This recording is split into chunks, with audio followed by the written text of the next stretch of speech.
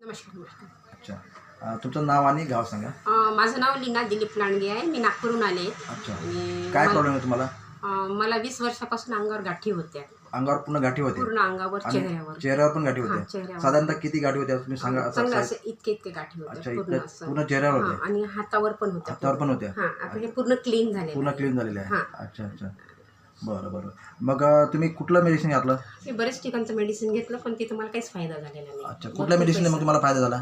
मला हे धन्वंतरीचे इथलं मेडिसिन घेतलं आणि कविता मॅडम आहे तिथं. अच्छा. कविता मॅडम म्हणजे कविता मॅडम या कविता मॅडम. हां, ह्या कविता मॅडम. अच्छा. धन्वंतरीच्या औषधाने तुमचं हो. पूर्ण एका महिन्यामध्ये तुमच्या हो, पूर्ण कव्हर झालं. पूर्ण कव्हर झालं. तसं मला मेडिसिन 1 वर्ष सांगितलं होतं. तसं पण मी 1 वर्ष न घेता मी 1च महिना घेतला. मी तुम्हाला 1 वर्ष सांगितलं होतं मेडिसिन. हां, 1 वर्ष. हां, पण तुमच्या एका महिन्यामध्येच कव्हर झालं. पण 1 महिन्यामध्ये कव्हर झालं. बरं, आता तुम्हाला ह्या मेडिसिन धन्वंतरी मेडिसिनबद्दल काय सांगा? तुम्हाला काय सजेस्ट करायचं आहे?